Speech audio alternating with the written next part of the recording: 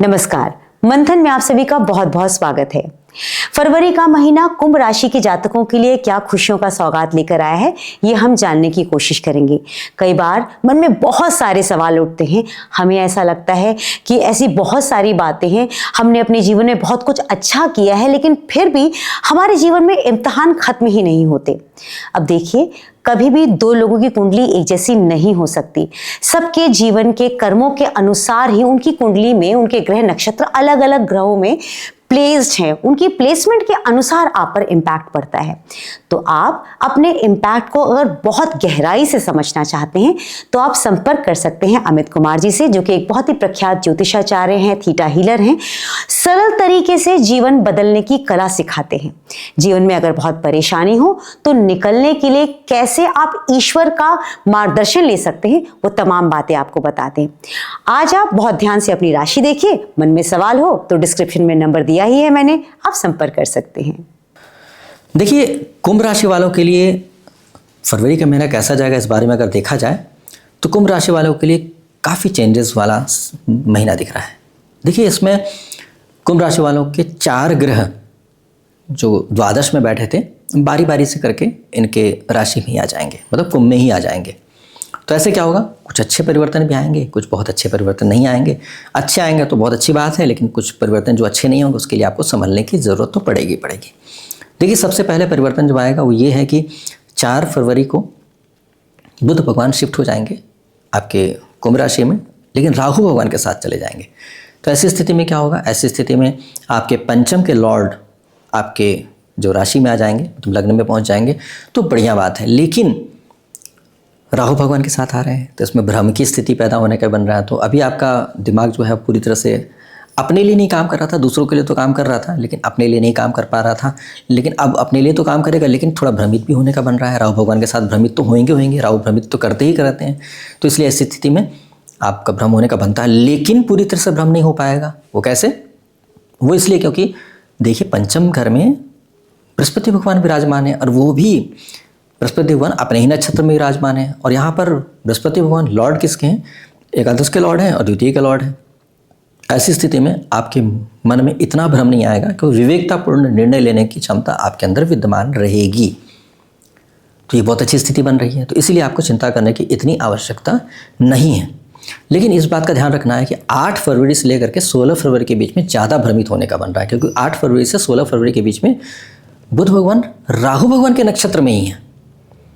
तो मतलब 8 दिन, 8 फरवरी से 16 फरवरी के बीच में बहुत ज़्यादा भ्रम होने का बन रहा है। तो ऐसे समय में कोई बहुत इंपॉर्टेंट डिसीजंस लेने हो तो अवॉइड कीजिएगा, तो अच्छा रहेगा।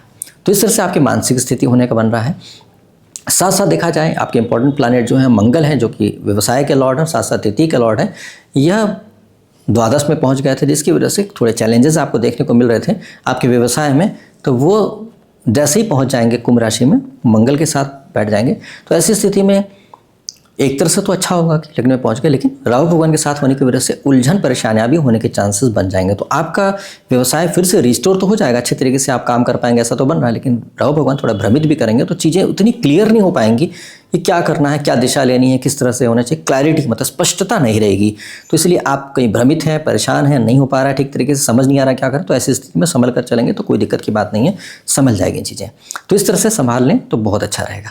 साथ साथ यह भी दिख रहा है कि आपका जो इनकम के लॉर्ड हैं वो बृहस्पति भगवान अपने घर को देख ही रहे हैं, तो इसलिए आपको अपने घर में नक्षत्र में बैठ करके देख रहे हैं, तो इसलिए बहुत मजबूती रहेगी। व्यवसाय में किसी भी तरह की दिक्कत परेशानियां होने का नहीं बन रहा, इसलिए आपको इनकम में तो कोई दिक्कत आएगी नहीं। व्यवसाय फिर से आपका ठीक हो जाएगा, इनकम आपकी अच्छी हो जाएगी, आपका भाग्य अच्छे से साथ दे पाए इसके लिए शुक्र भगवान की स्थिति देखेंगे तो शुक्र भगवान की स्थिति चतुर्थेश होकर के, नवमेश होकर के यह भी वापस आ जाएंगे। 6 फरवरी को ये आपके लग्न में मतलब कुंभ राशि में आ जाएंगे, और साथ साथ राहु भगवान के साथ आ जाएंगे। तो ऐसी स्थिति में आपके भाग्य, आपके बड़े बुजुर्ग, देवी देवता, इन सब की कृपा पूर्ण रूप से अच्छी तरीके से मिल पाएगी।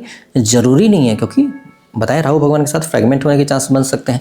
तो इसलिए ऐसी स्थिति में आपको विपरीत तो नहीं होगा कि शुक्र भगवान राहु भगवान का आपस में तालमेल बहुत अच्छा होता है। एक है शुक्राचार्य और एक राहु भगवान, इनका आपस में बहुत अच्छा तालमेल है, लेकिन फिर भी आपको रिजल्ट तो बहुत सौम्यता का चाहिए, तो सौम्यता में थोड़ी सी दिक्कत आएगी। तो ऐसी स्थिति में आपको बहुत अच्छे तरीके से अपने बुजुर्गों के साथ, सीनियर के साथ, बड़ों के साथ अच्छा तालमेल बिठाते हुए अच्छी अंडरस्टैंडिंग के साथ अगर बात करेंगे तो बहुत अच्छे तरीके से आपका एक तरह से कहा जाए कि क्लैरिटी आ जाएगी, रिश्ते में स्पष्टता आ जाएगी। अगर आप कुछ नहीं बात कर पाएंगे, स्पष्ट नहीं करेंगे, तो हो सकता है कि मिसअंडरस्टैंडिंग हो जाए आपकी, क्योंकि आपका तो बन ही रहा है कि 8 से 16 तारीख तक तो बुध भगवान भी राहु भगवान के नक्षत्र में रहेंगे, वैसे भी राहु भगवान के साथ रहेंगे, तो आपके मन में भ्रम तो रहेगा ही, और आपके सीनियर्स के मन में भ्रम है, तो दोनों भ्रमित एक दूसरे को उल्टा समझते रहेंगे और आपस में रिश्ते खराब हो सकते हैं।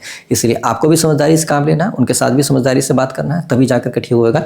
ऐसी स्थिति में 2 काम करना आपके लिए बहुत ज़्यादा ज़रूरी रहेगा। सबसे पहले तो आपको महामंत्र का जाप करना बहुत ज़्यादा ज़रूरी है, नहीं तो आप बहुत भ्रमित रहेंगे और गलत निर्णय ले सकते हैं। उसके लिए प्रातःकाल सुबह सुबह 2 घंटे का समय निकालें, महामंत्र का जाप करें, और एक माला में 108 मन के होते हैं, वैसे 16 माला कर लेंगे तो आपका बढ़िया रहेगा। और मंत्र क्या है आपको बता देते हैं फिर से। मंत्र है हरे कृष्णा कृष्णा कृष्णा हरे हरे, हरे राम राम राम हरे हरे। यह मंत्र 108 बार करते हुए 1 माला पूरी करेंगे और 16 माला कर लेंगे, तो ऐसे आपके मन में भ्रम दूर हो जाएगा। उसके बाद माँ सरस्वती की पूजा कर लेंगे तो आपके लिए बहुत अच्छा रहेगा, जिससे आपको भ्रम ना हो। श्वेत चंदन का टीका लगाकर माँ सरस्वती के लिए जाप करेंगे तो आपके लिए बहुत अच्छा रहेगा। माँ सरस्वती के लिए जाप करने के लिए कि जो भी आपको मंत्र अच्छा लगे वो मंत्र कर सकते हैं। ओम ऐं सरस्वती नमः ऐसे करके आप जाप कर लेंगे, तो उस तरह से करके, और बहुत सारे श्लोक हैं, आप जो अच्छा लगे, मन को जो भाए वही कीजिएगा, अपनी भावना से कीजिएगा, तो इससे आपके मन में भ्रम दूर होना शुरू हो जाएगा। तो इसलिए अगर भ्रम दूर हो जाएगा तो आप बहुत कुछ कर पाएंगे। ये बहुत ज़रूरी था, इसलिए आपको अच्छे समय लगा के मैंने बता दिया है। उम्मीद करते हैं कि आप सभी चीज़ें ठीक तरीके से कर पाएंगे और अच्छे से लाभ ले पाएंगे। देखिए, दूसरी बात ये इस बात का ध्यान रखना है कि जीवन साथी का या पार्टनर का या बिजनेस पार्टनर के साथ कैसा रहेगा। तो ऐसी स्थिति में देखिए, सूर्य भगवान जो है वो द्वादश में चले जा रहे हैं, सप्तमेश होकर के बैठे हुए हैं, लेकिन 13 तारीख के बाद वो आ जाएंगे कुंभ में, और कुंभ में बैठे रहेंगे, लेकिन राहु भगवान के साथ होने की वजह से ग्रसित हो जाएंगे। तो इससे आपको बहुत ध्यान रखने की जरूरत है कि इस समय पर सूर्य भगवान को बलवान करना बहुत जरूरी है।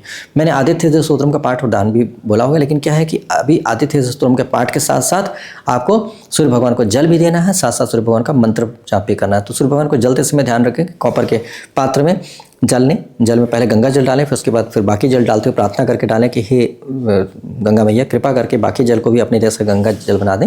ऐसे करके प्रार्थना करके बाकी जल डालेंगे तो बाकी गंगा जल हो जाएगा। उसमें रक्त चंदन डालेंगे, थोड़ा घिस करके चंदन मिलाएंगे, लाल चंदन। उसके बाद रक्त पुष्प मतलब गुलाब के पंखुड़ियाँ, देशी गुलाब के पंखुड़ियाँ मिलाएंगे। उसके बाद देशी शक्कर खांड जो होता है वो थोड़ा सा मिलाएंगे।